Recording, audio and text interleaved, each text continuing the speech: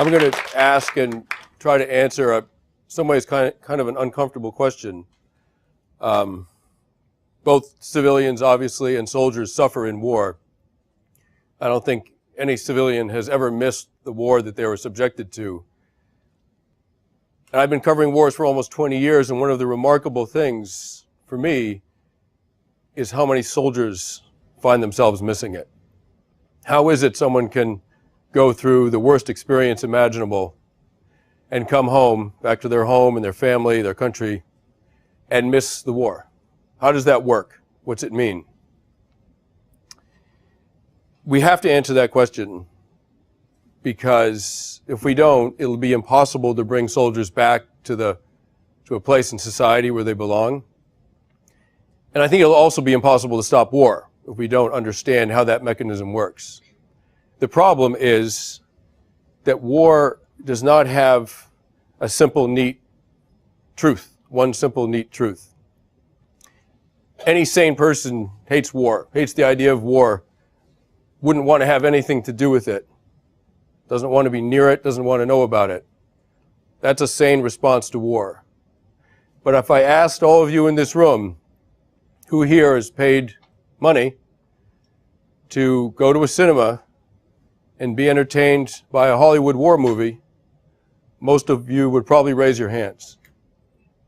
That's what's so complicated about war.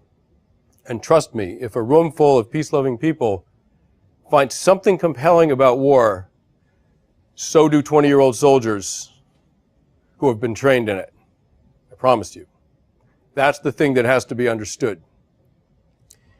I've covered war for about 20 years, as I said, but my most intense experiences in combat were with American soldiers in Afghanistan.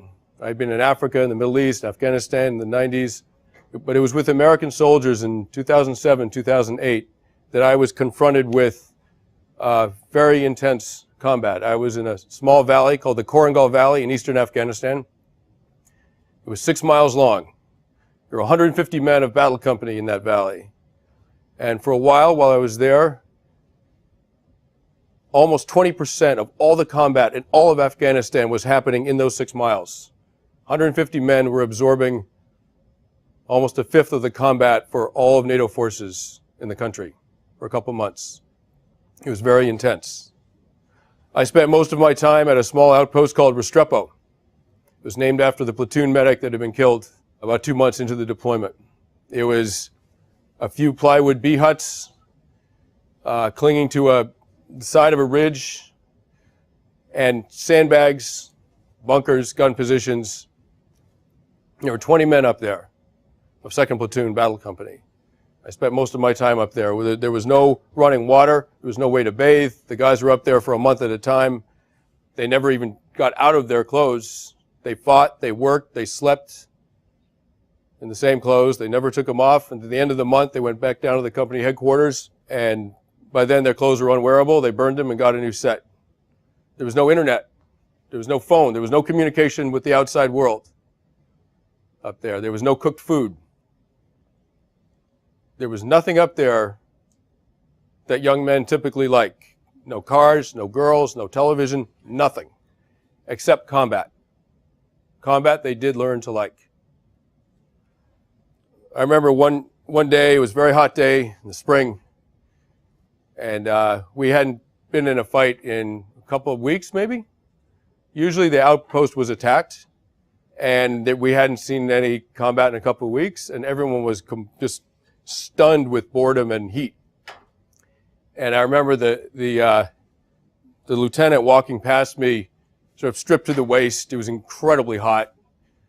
Stripped to the waist, walked past me muttering, "Oh God, please someone attack us today." That's how bored they were. That's war too. It's a lieutenant saying, "Please, make something happen, because we're going crazy." To understand that, you have to, for a moment, think about combat not morally. That's an important job to do. But for a moment, don't think about it morally. Think about it neurologically. Let's think about what happens in your brain when you're in combat. First of all, the experience is, it's very bizarre It's a very bizarre one. It's not what I had expected. Usually you're not scared. I've been very scared in combat, but most of the time when I was out there, I wasn't scared. I was very scared beforehand and incredibly scared afterwards. And that fear that comes afterwards can last years. I haven't been shot at in 6 years, and I was woken up very abruptly this morning by a nightmare that I was being strafed by aircraft 6 years later. I've never even been strafed by aircraft, and I was having nightmares about it. Time slows down. You get this weird tunnel vision. You notice some details very, very, very accurately, and other things drop out. It's almost a slightly altered state of mind. What's happening in your brain is you're getting an enormous amount of adrenaline pumped through your system. Young men will go to great lengths to have that experience. It's wired into us. It's hormonally supported. The mortality rate for young men in society is 6 times what it is for young women from violence and from accidents, just the stupid stuff that young men do.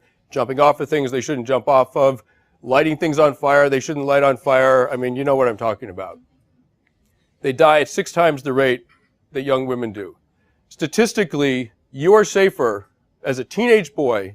You would be safer in the fire department or the police department in most American cities than just walking around the streets of your hometown looking for something to do. Statistically. You can imagine how that plays out in combat. At Restrepo, every guy up there was almost killed, including me, including my good friend Tim Hetherington, who was later killed in Libya. There were guys walking around with bullet holes in their uniforms, rounds that had cut through the fabric and didn't touch their bodies. I was leaning against some sandbags one morning, not much going on, sort of spacing out, and some sand was kicked into the side of sort of hit the side of my face. Something hit the side of my face. I didn't know what it was. You have to understand about bullets that they go a lot faster than sound. So if someone shoots at you from a few hundred meters, the bullet goes by you, or hits you obviously, half a second or so before the sound catches up to it. So some sand sprayed in the side of my face. Half a second later, I heard da-da-da-da-da. It was a machine gun fire. It was the first round, first burst of an hour-long firefight. What had happened was a bullet hit 3 or 4 inches from the side of my head. Imagine, just think about it, because I certainly did. Think about the angle of deviation that saved my life. At 400 meters, it missed me by 3 inches. Just think about the math on that. Every guy up there had some experience like that, at least once, if not many times. The boys are up there for a year. They got back. Some of them got out of the Army and had tremendous psychological problems when they got home. Some of them stayed in the Army and were more or less okay psychologically. I was particularly close to a guy named Brendan O'Byrne. I'm still very good friends with him. He came back to the States. He got out of the Army.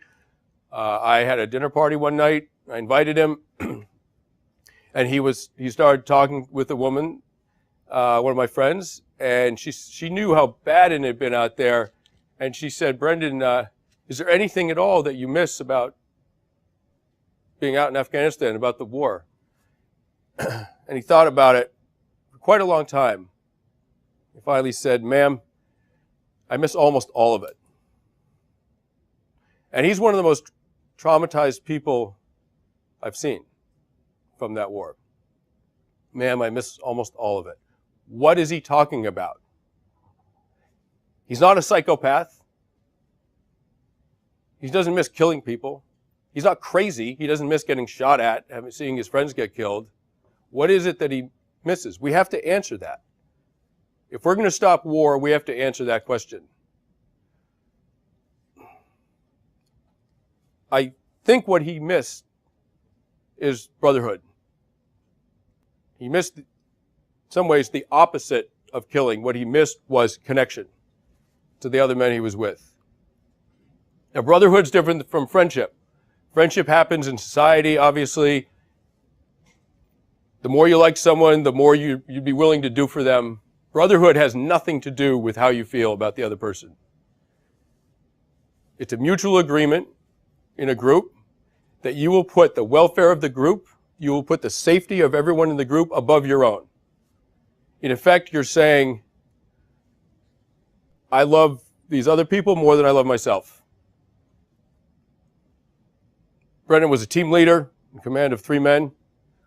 And the worst day in Afghanistan, he was almost killed so many times. Didn't bother him. The worst thing that happened to him in Afghanistan was one of his men was hit in the head with a bullet in the helmet, knocked him over.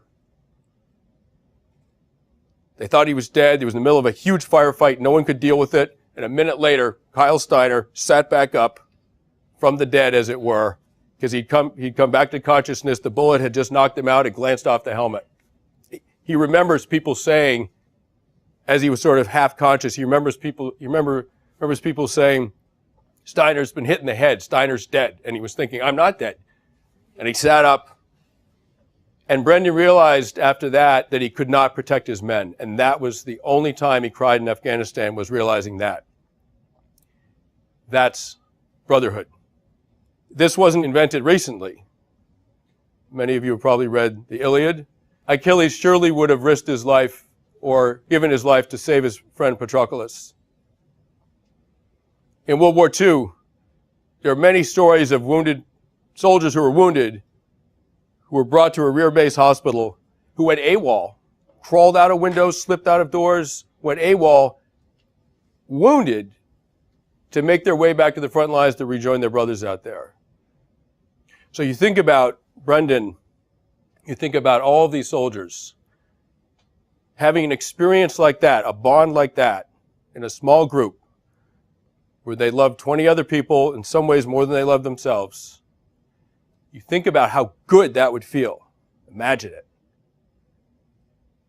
And they are blessed with that experience for a year, and then they come home, and they are just back in society like the rest of us are, not knowing who they can count on, not knowing who loves them, who they can love, not knowing exactly what anyone they know would do for them if it came down to it. That is terrifying.